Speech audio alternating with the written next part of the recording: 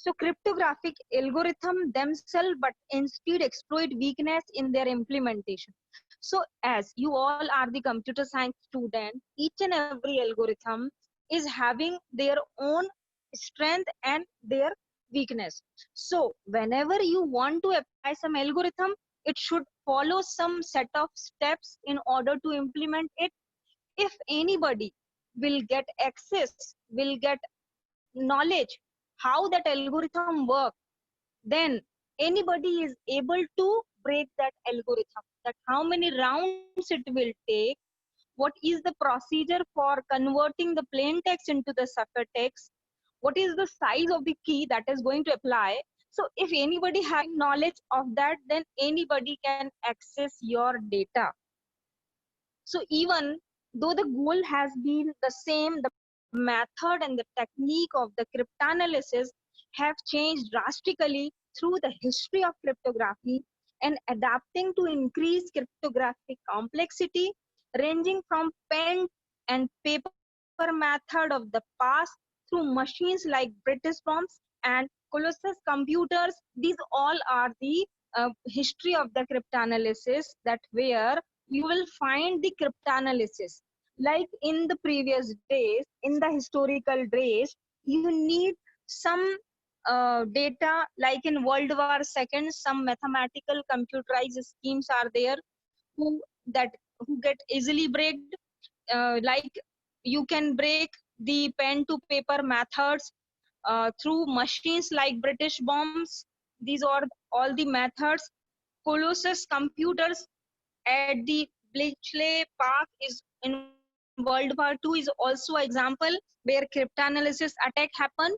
So methods for breaking modern crypto systems often involve solving carefully constructed problems in pure mathematics, the best known being integer factorization. Now, the concept integer factorization is basically dedicated to all those algorithms which involve mathematical calculation of the concept.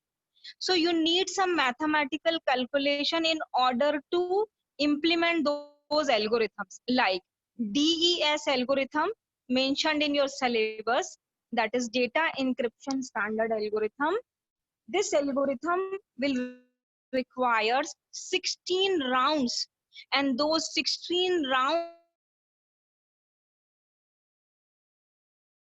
require some set of keys implemented in RSA algorithm, Ravish, Samir, and Edelman algorithm, that requires two prime numbers. So you need to study the concept of algorithm.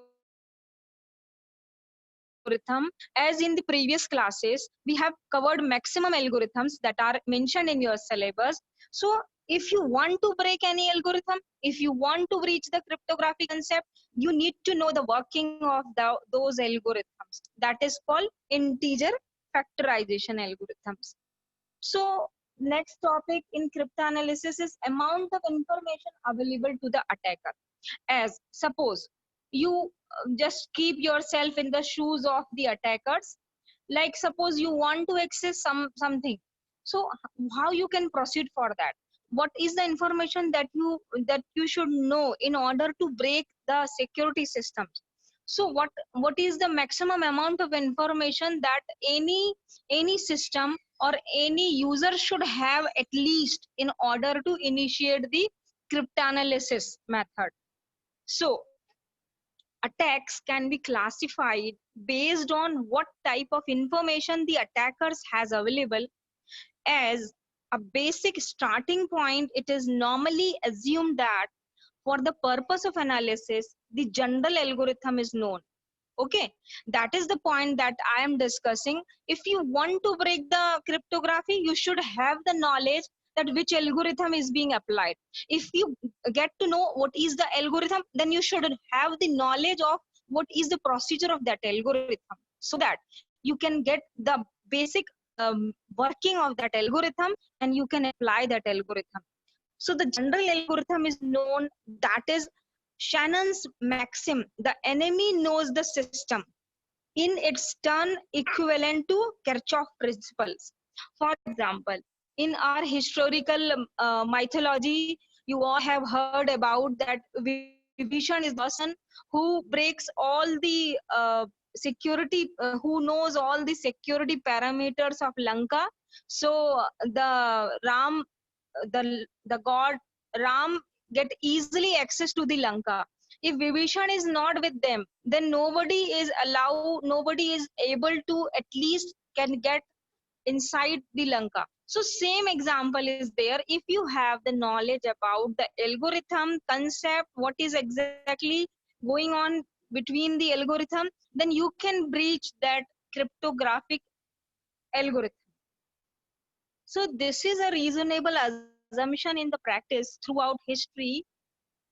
There are countless examples of secret algorithm falling falling into wider knowledge variously through espionage, betrayal, and reverse engineering. As the word reverse engineering here in cryptanalysis is that suppose somebody said to you that kindly not this bag. You have some कुछ ऊन है आपके पास में, you have some ऊन and you have to knot a bag with those available materials. If anybody want to open it again, then you should have the re-engineering, reverse engineering, कि इस point पर पहुंचने के लिए वो कौन कौन सी steps से होकर के आया है, so that you can get the exact tracking method of that algorithm. So how you can do the cryptanalysis? You should have key how this is going to be performed, and in order to get that you should have the reverse engineering. And an occasion ciphers has been broken through pure deduction. For example, the German cipher and the Japanese purple code and variety of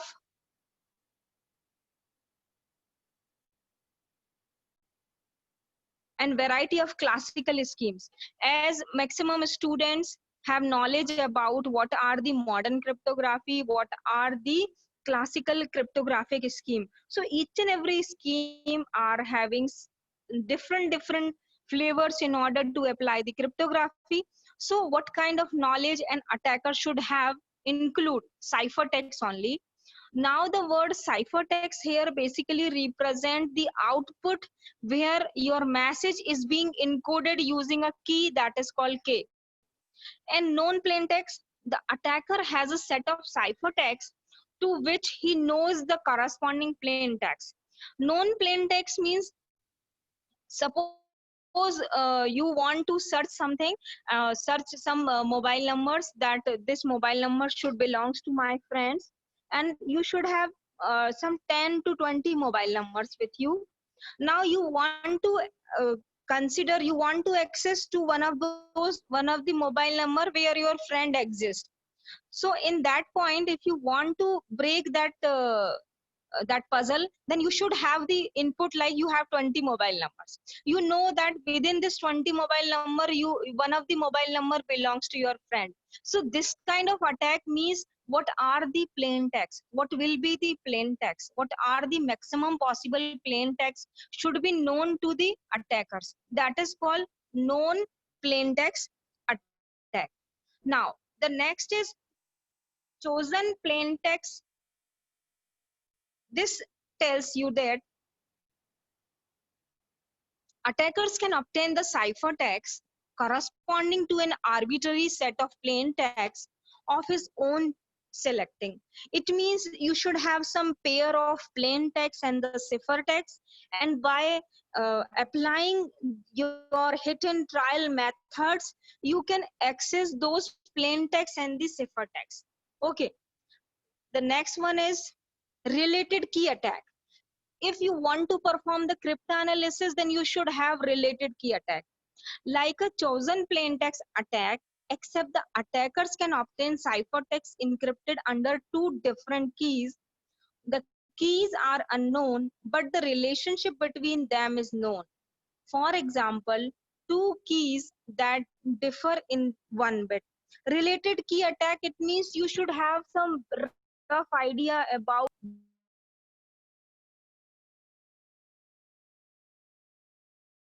in that you should have some basic idea that this much will be the key size, and this key size should be involved in order to convert the ciphertext into the plain text. So this is called the related key attack.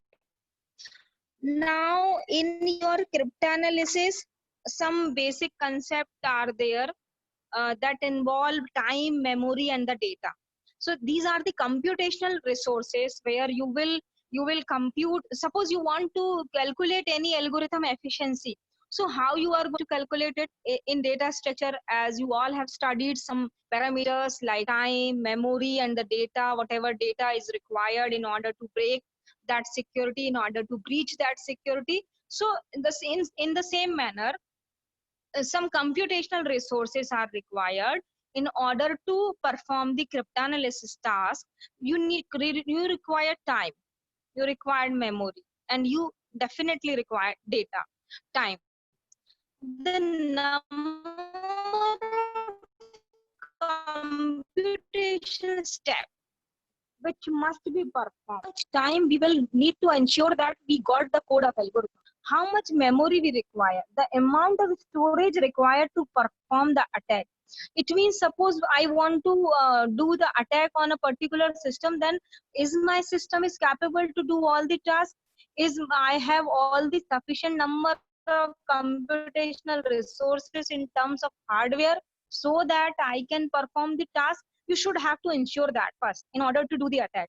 Data, the quantity and the type of plain text and the ciphertext required to for a particular approaches.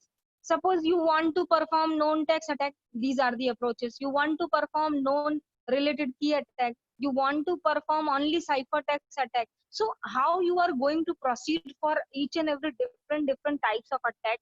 So in order to do that, you require some set of concepts, some set of rules, some set of data that comes under the all these three criteria. So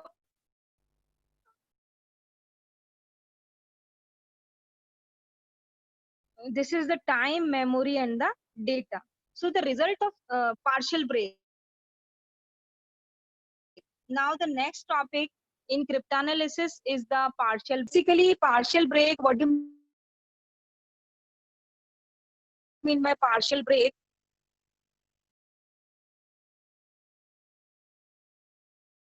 The partial break means you have broken also in the